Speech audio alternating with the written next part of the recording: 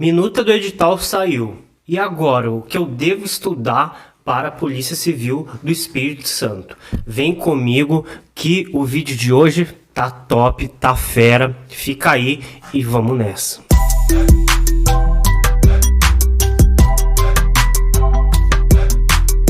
Meu amigo, você tá perdido nos seus estudos, não sabe por onde começar, quer estudar apenas no edital? Então esquece. Você tem que começar já agora, porque a minuta do edital já está pronta. A minuta do edital já está pronta, ou seja, o edital já está na mesa, já foi assinado pelo delegado geral. Já está assinado pelo delegado geral, foi para a PGE. Então, estima-se ali por volta de um mês nessa análise dentro da PGE. E aí, Thiago, o que vai acontecer? Meio de setembro vai ser o edital. Meio de setembro vai ser o edital. Puxa, meio de setembro era o que você vinha falando nos vídeos, era o que eu vinha falando nos vídeos, e que provavelmente em janeiro, início de janeiro nós tenhamos. Por que não em dezembro, início de dezembro, algo assim? Porque todos os locais do ENAD, ENEM, enfim, já estão locados, e nós sabemos que Vitória e suas regiões não tem muitos colégios para o porte desse concurso em si, tá? Então fiquem com isso. Essa prova vem no início do próximo ano. Tô cravando aqui, né, batendo no peito. Essa prova vem no início do próximo ano. Como que eu devo estudar para essa prova aí, Thiago, que está se avizinhando? Pronto, eu vou te passar o fino do que você deve estudar em Direito Penal, parte geral. Você vem comigo, abre o teu Vademecum, abre aquilo que você vem estudando, vem, vamos junto, vamos nessa. Eu selecionei as questões com o estilo da banca IBAD.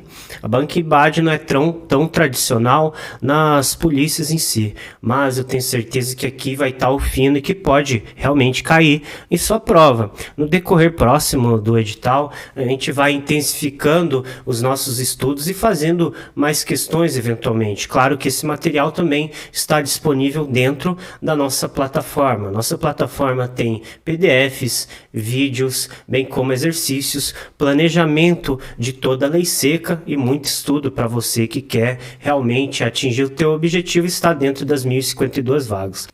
Pessoal, aqui nós iremos realizar algumas questões que estão presentes dentro do nosso material.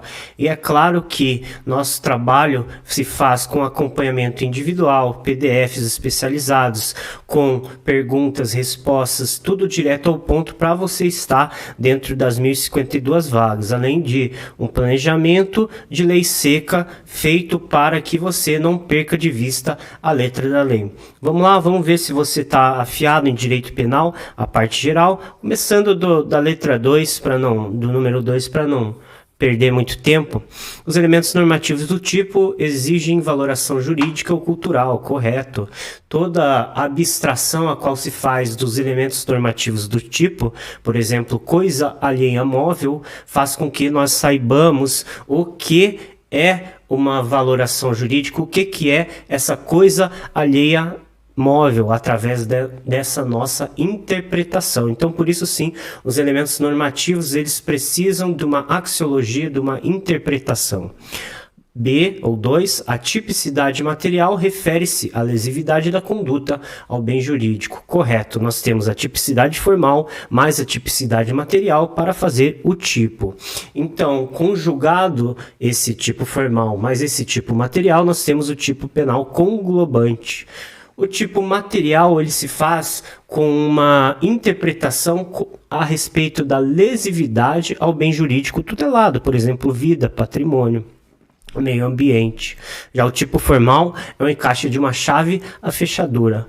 Logo seria o que, Thiago? Por exemplo, a norma em abstrato, mais o contexto utilizado em si. O que aconteceu nos fatos. Então a gente utiliza os fatos mais a norma em abstrato. Daí conjugamos e faz-se o tipo em sua forma formal mais o tipo material. Então, com isso, a letra 2 está correta. 3. O dolo e a culpa são sempre elementos subjetivos do tipo.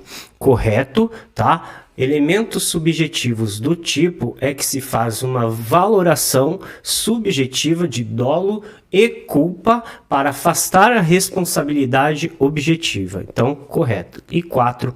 Adequação típica formal é suficiente para caracterizar o crime errado. Nós sabemos que, assim como eu falei anteriormente, precisamos da tipicidade formal, mais a tipicidade material conjugadas para nós perfazermos o primeiro substrato, que é a tipicidade. Então ficamos com a letra B. Em seguida, vamos lá. Para a configuração da legítima defesa, são requisitos necessários. Aí você tem que estar a letra da lei na ponta da língua. Por isso que eu falo, por isso que eu planejo com meus alunos. Essa semana você vai ter que ler isso da lei. Segunda semana, essa matéria. Para não se perder. Quais são os requisitos? Uma agressão deve ser injusta, porque se ela for justa, é claro que não vai estar dentro da legítima defesa. Atual ou iminente. Se ela for somente atual, estamos dentro do estado de necessidade. Então deve ter esses dois requisitos. Deve ser atual e iminente. Ao seu direito próprio ou alheio. Relembrando a vocês, o estado de necessidade não se pode, em nenhum momento, bombeiro, policial, seja lá quem for da atividade pública em si, alegar estado de necessidade. Lembrem-se, o direito pode ser próprio como de terceiro. 3. Proporcionalidade absoluta entre agressão e defesa. Errado, tá? Não precisa dessa proporcionalidade absoluta entre agressão e defesa. Se ele tiver uma faca, eu vou ter uma faca. Não. Os meios devem ser necessários, deve ser analisado cada contexto, ora em tela. 4. Conhecimento da situação justificante. Essa é uma situação subjetiva que o agente de fato ele deve ter conhecimento subjetivo de fato que ele está agindo em legítima defesa. Caso contrário, ele estará agindo provavelmente em erro ou muitas vezes com dolo. Próxima questão.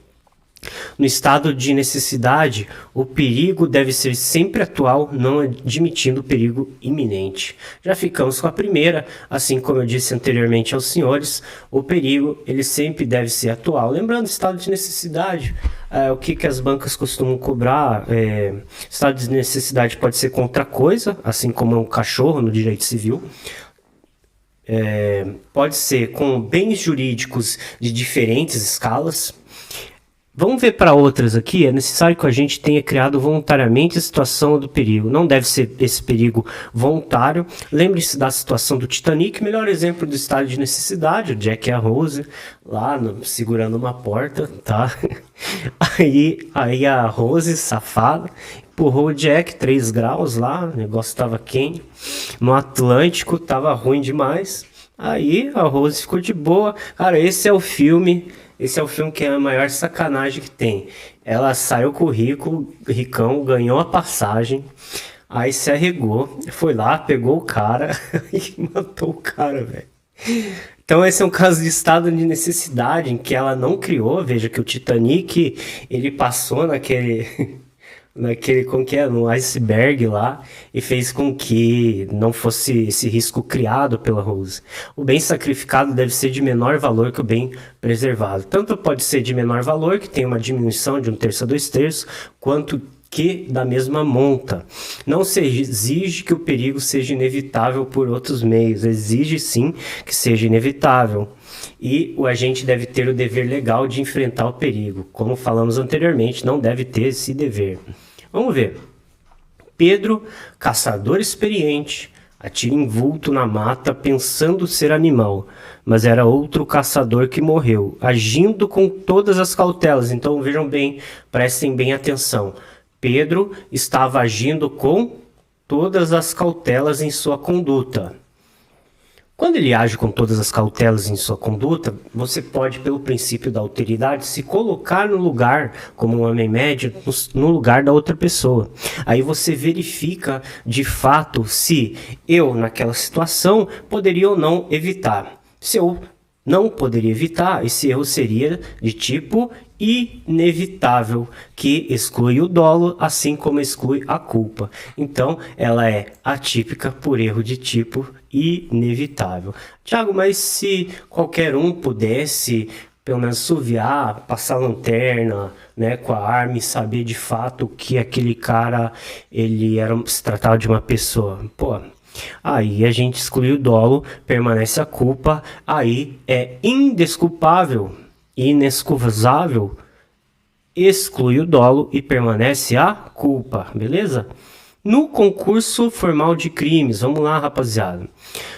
Aplica-se sempre o sistema da exasperação. Não, se for concurso formal imperfeito ou impróprio, aplica-se o cúmulo material nos casos de desígnios autônomos. Desígnios autônomos é quando, por exemplo, se está com o presidente no avião, o cara está com a bomba, mata diversas pessoas, faz com que se haja em desígnios autônomos. É o meio ao qual aquela pessoa, agente delitivo, sabe que vai chegar a um fim em si. Então se chama desígnios autônomos, que trata-se de um cúmulo material. Em seguida, vamos ver ali, as penas são aplicadas cumuladamente. Respondi para vocês. Então, letra B, já ficamos com a letra B. C, é necessário que os crimes sejam da mesma espécie. Isso aí é o crime continuado, mesma espécie, lugar, tempo, tá? Crime continuado. A pena mais grave é aumentar de 1/6 a metade quando há unidade. Não, ali é uma soma. Não se admite concurso formal imperfeito, admite-se. Acabei falando para vocês. Imputabilidade penal, vamos lá? O menor. E aí, estão gostando da aula? Estão curtindo essa aulinha? Comentem aí, cliquem, comentem, que eu faço mais aulas para vocês. Pô, e se inscrevam, né, cara? Tem muita gente que só chega aí, só consome o conteúdo, não se inscreve, não ajuda o canal. Pô, se inscreve aí, cara. Pô, ajuda a polícia, meu. Vamos dar aquela força, tá ligado? É difícil fazer vídeo aqui, não é fácil. Tenho plantão, tenho aula para dar, tenho as coisas para fazer aqui. Porra, cara, dá uma força aí para pelo menos a gente dar um grau no nosso trabalho. Valeu? Vamos lá. Sobre imputabilidade penal. Menor de 18 é absolutamente inimputável, sem exceções. É isso mesmo, né? A inimputabilidade é absoluta, o critério admitido aqui no Brasil. Lembrando-se, o critério é o biológico para os menores de 18 e o critério para, no caso da maioridade, é o critério biopsicológico. O que é esse critério biopsicológico? É tanto um querer e um saber, Thiago. O que seria isso? Você faz uma análise do desenvolvimento mental incompleto, ao tempo da ação e da omissão, mas leva em consideração se ele era inteiramente incapaz de entender o caráter ilícito do fato. E sabendo disso, claro que tem uma banca, né, de psiquiatras, psicólogos antropólogos jurídicos que vão ver, evidentemente, se aquela pessoa possui ou não a plena capacidade ou o seu entendimento. Tudo bem? Seguindo, a embriaguez voluntária exclui imputabilidade. Vamos tratar aqui o seguinte. A única embriaguez que exclui é caso fortuito ou força maior. Um exemplo que você dá, o pessoal da doutrina antiga fala, caiu num tonel. Não existe isso, pessoal, não existe. Existe uma doença em que a pessoa ela tem um grave problema, que ela ingere qualquer levedura, ela já fica extremamente bêbada. Então isso que é um exemplo mais plausível de trazer aos senhores, tudo bem? Então, nesse caso de embriaguez culposa, pré-ordenada, que é anterior, teoria da Actio Libero em causa, uma embriaguez concomitante só aumenta o quantum de pena. Vamos lá, a doença mental sempre exclui a culpabilidade e a imputabilidade. A gente falou de 2 critérios, né? Além da doença mental, a gente tem que ter também ao tempo da ação e a omissão inteiramente, né? A capacidade daquela pessoa deve ser enebriada, deve ser confusa, deve ser não entender aquele caráter ilícito do fato. Emoção e paixão excluem a imputabilidade. Pelo contrário, eles são causas de aumento de pena na segunda fase da aplicação da pena pelo juiz e não são coisas que excluem a imputabilidade. Desenvolvimento mental incompleto pode gerar semi-imputabilidade. Pelo contrário, não gera a semi-imputabilidade. Vamos lá. Suspensão condicional da pena ou sursis. Vamos lá para a lei 9.099 de 98, a lei dos juizados especiais, tá? Aplica-se condenação e até reclusão de 4 anos. Errado. Exige-se que o condenado não seja reincidente em crime doloso. Vamos deixar de lado. Tem prazo de prova fixo de 2 anos, 2 a 4. Pode ser concedida mesmo se o condenado for reincidente. A reincidência afasta, tá bom? É aplicável apenas aos crimes culposos, tanto aos crimes culposos quanto aos dolosos, não apenados ali até 4 anos de reclusão. Tudo bem? Então aqui a gente fica... exige que o condenado não seja reincidente em crime doloso, é um dos compromissos ali da lei, do artigo 77, mas também não pode ser aplicável à PRD, a pena restritiva de liberdade. Então leia o artigo 44 mais o artigo 77 do Código Penal, é interessante a leitura ali. Tá incorreto porque o limite é de 2 anos de reclusão, 4 no caso de sursis etária. A C está incorreta ali, que o prazo varia de 2 a 4, e a D está incorreta, que a reincidência impede. No caso de reincidência, em caso de crime culposo, pode. No caso de contravenção, que a banca pode te confundir, sempre vai poder, tá bom? Qualquer pena, contravenção pode. Vou fazer outras aqui. As medidas de segurança aplica-se apenas aos inimputáveis. B, tem prazo mínimo de 1 e máximo de 30. O STF nos traz aqui que depende do quanto abstrato da pena. C, são aplicadas com base na culpabilidade do agente, não na periculosidade. D, podem ser aplicadas cumulativamente com a pena. Não, ela só é aplicada na periculosidade, absolve ele impropriamente e aplica-se essa pena em abstrato. Sob sua periculosidade. Cessam automaticamente com o decurso do prazo máximo. Acabou a luz aqui. Cessam automaticamente com o decurso do prazo máximo. Errado, tá? Ainda pode se verificar. Aplica-se apenas aos inimputáveis e aos semi-inimputáveis também, tá? Então, muitas vezes pode aparecer ali para vocês uma alternativa incompleta. Meu amigo, você curtiu, gostou desse vídeo, achou fera? Vamos por muito mais. Eu sou Thiago Cota, aprovado para delegado de polícia do estado do Espírito Santo. Estou aqui para te aprovar na melhor polícia do Brasil. Vamos juntos ao cargo de OIP. Por fim, eu agradeço a todos. Vamos juntos rumo à aprovação. Vamos nessa.